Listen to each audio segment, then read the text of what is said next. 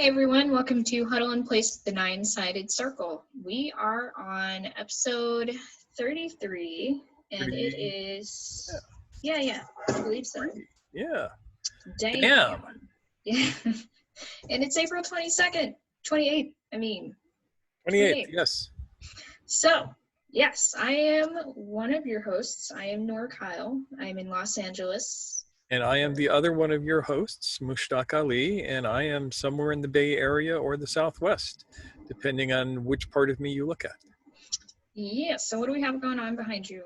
Where are So you? we are in a place that what you see behind me is called a false kiva. And it actually was probably built as part of a grain storage structure for storing corn and such things by the Anasazi or related peoples. Which part? The round thing. Yeah. Wow. Yeah. And this is in a little cave in the wall, in a mesa. Oh, I see what you're saying. The ring just over your shoulder. Yep. That. Yeah. There you go. Cool. Yes. Wow. People thought that was part of kivas, but it's not. Understood. Yep. And all those intense desert colors. Yep. Yeah. Gorgeous. So. Where are we at today? Where are we at today? We are doing all right here in California. We are still getting people coming down with the virus, and people are still dying from the virus, but it seems to have slackened off some. Yeah, here in LA, I think has been the hardest hit of anywhere in California, and we are not sure if we are seeing a consistent drop in infection rates right now. It's going to be hard to say until we see what's happened as a result of the heat wave that we just went through, when people were very eager to not be in the house. We'll see how that goes. Who knows? We could be on our way through this experience, or we could be in a lull that becomes a bit more than, being out And of the the worst woods. part is we won't know for a couple of weeks. Right, exactly. Yeah. So we are told that we were going to be hanging tight for at least 2 to 6 weeks beyond now. Yep. And that's how it's going to be with the whole state.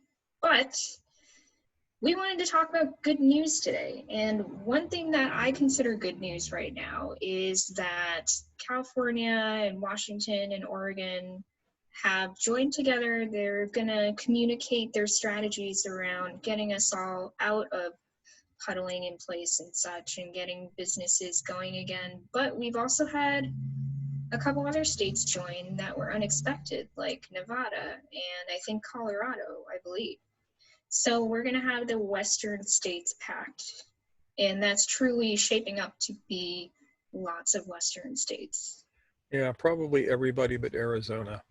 Yeah, and we're going to see how that goes, but it's exciting because it means that ideally, if this all goes well, we're going to be able to look out for each other regionally, and it's not going to just be based on state lines and such. We'll be able to work together as a region.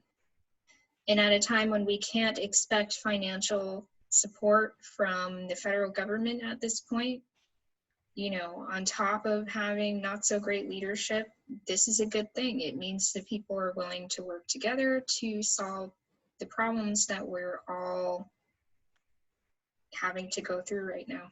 Yep, and I know that California is willing to share its resources, which is unusual these days. Yeah. Yep. Cohesiveness is something that Americans have unlearned, and we're being given an opportunity to relearn collaboration and cohesion. Yeah, because if we can't break the partisan divide, it's going to kill us. It will, literally and figuratively, and that's been a problematic thing to have on our plate right now, especially with the election coming up in November. And we have to just wait and see what happens while doing the best we can to keep each other safe. Yep.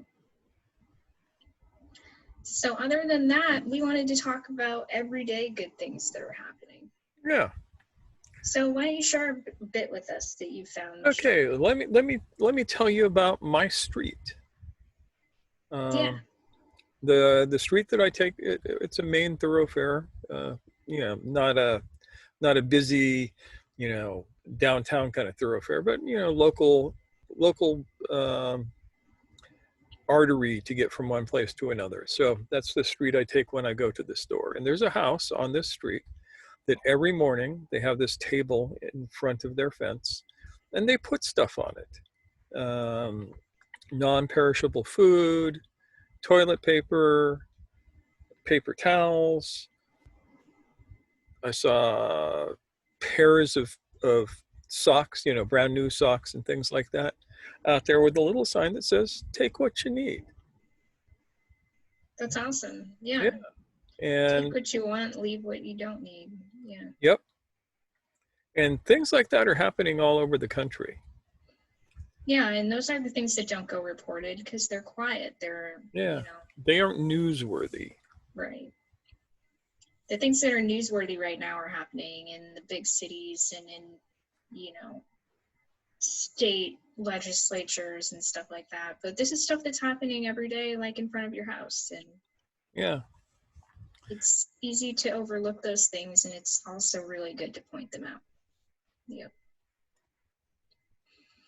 So what else? So there's a kid who has opened up a joke stand in front of his house. I don't remember where it was, but he sits out there like a lemonade stand, only a car will pull up and he will tell the person in the car a joke just to make them smile. It's not asking for money or anything. He's just out there telling jokes. Oh, that's cute. Yeah. One thing that I found really great to read about was this Trader Joe's employee who is a deaf man. Oh, yeah. Yeah, and he was really struggling because everyone's wearing masks right now, and as people in the deaf community know from experience, a lot of communication happens by way of reading lips. So if everyone's wearing a mask, you're losing a giant part of the conversation. Facial expression is how you communicate, quote unquote, tone of voice when it comes to being able to communicate as a deaf person. Even if you're using sign language, you're using your face just as much to convey tone.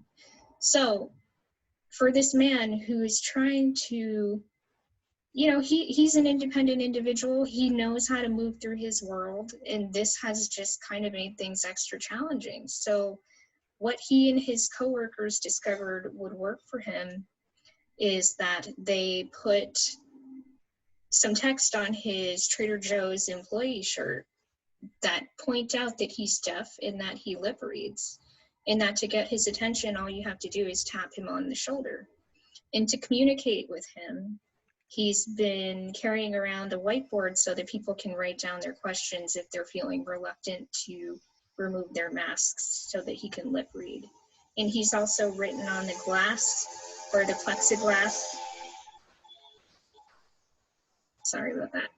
Plexiglass in front of his cashier station to point out that, he can be asked questions and he can answer them perfectly well. He just needs you to, communicate to him in a way that he's able to understand. And for that reason, it's really important that we consider the fact that this is going to be a challenging time for people who don't communicate through, speech and stuff like that. This is going to be challenging for people who can't hear. But we can find ways to get around that if we're creative. And stories like that let us know. It was really nice to see all of his coworkers come together to help him problem solve on this. Yeah, because, this is one of those situations where we think about these ways of being in the world as disabilities, and the people who are living in those ways in the world don't always think of themselves as disabled. if we allow the framework to be in place to make it possible for people with these different ways of functioning to move through the world, it's easier on everyone. And so that story made me happy because my mom is also deaf. So we have to think of ways to make sure that she can still be a part of the community and be included. And, you know, that's important. Yep. And then there are big names like Jay Leno.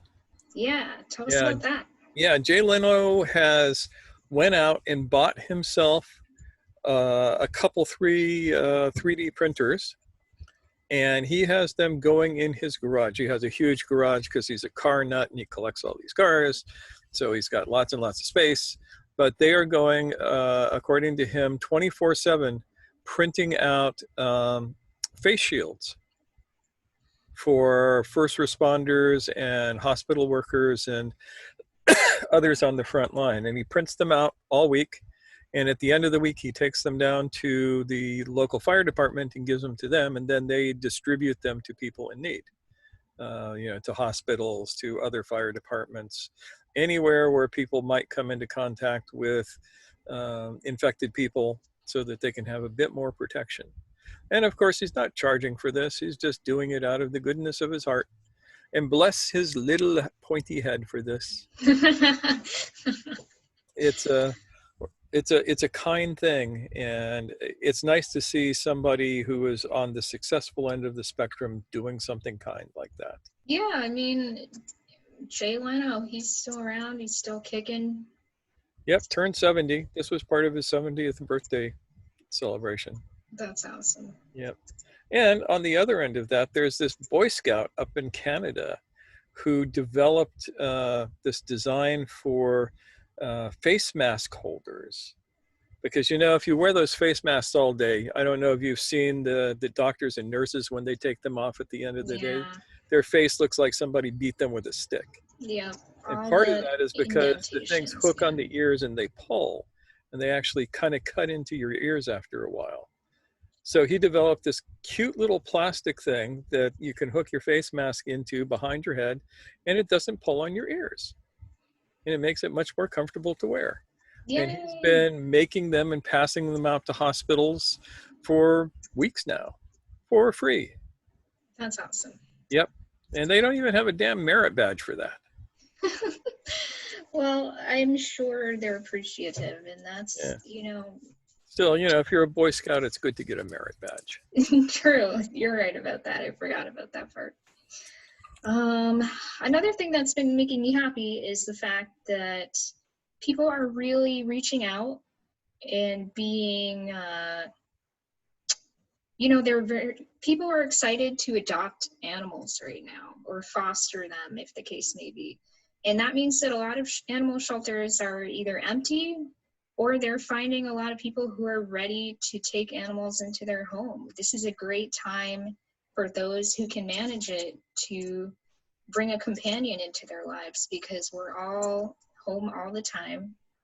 It's a great time to have your animal acclimate to your new home and build a relationship with you in a stable setting. And I think it's a great time for the shelters in that, for the ones who are able to get animals out and into homes, you know, they're able to start fresh and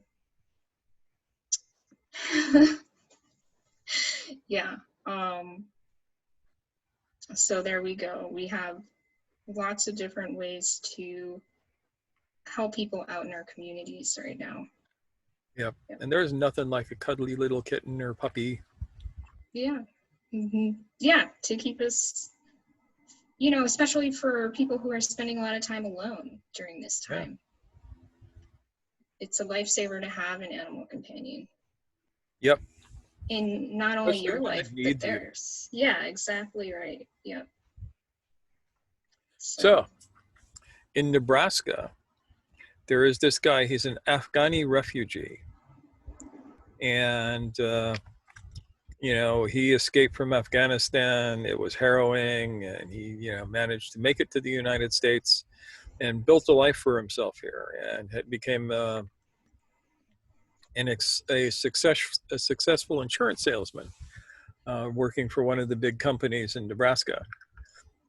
And he saw that people were struggling, especially people who are so-called non-essential workers, who have lost their jobs and don't have money to buy food. So he started putting together these packages of $150 gift certificates from one of the stores, just to hand out to people who needed it. Yeah, grocery vouchers. And he was giving them to service workers who are not going to be employed as essential workers. So people working in salons, people who would typically be working in restaurants, people who really don't have access to jobs right now. Yep. And he's gotten a whole bunch of other people and businesses involved in doing this. Yep. It started out with him and expanded from there. Yep. Yeah, so there you have, he was touched by an act of kindness in getting to come to a country where people aren't shooting at him. Right. And he returns it. How nice is that? Yay. Yeah. Yeah. So that's an individual. There's also Publix. Publix is a big supermarket chain. I know that they're kind of southeast, maybe. That's the impression I get. Yeah. But they are now buying food, buying produce from struggling small farms. And they're not selling it in their store. They're giving it away to local food banks. And that's a very nice thing. Awesome. Yeah. So there's a bunch of that stuff going on. And our invitation to you today is stop listening to Fox News or CNN or whatever your favorite tragedy news station is, and search out a few of the good stories so that you can be reminded that good stuff is still happening in the world. Yeah. And just for you, Noor and I have found that UC Berkeley is giving away one of its most popular courses, which is its course on happiness. Yeah, it's its Science of Happiness course. Yep. Yep. And so we're going to put a link to how you can find that down there in the description. And we encourage you to check it out because it's free and it's from Berkeley. You can say, yeah, I took a class from Berkeley. Yeah, it's worth checking out. Yeah. I think we probably share a lot of values in common with whatever whatever's on their syllabus. And yeah, and even if we don't, if it makes you happy, who cares? Exactly. I mean, that's what we need right now. Some so joy. That's what we got for today. Happy thoughts. Yeah. So Pink bunny rabbits. Fluffy clouds. Happy thoughts. Yay. So with no further ado, I think that's what we have for this evening. And thanks for checking in with us. We're doing okay. Hope you guys are doing well too. We're here thinking about you. And take care till tomorrow. Take care.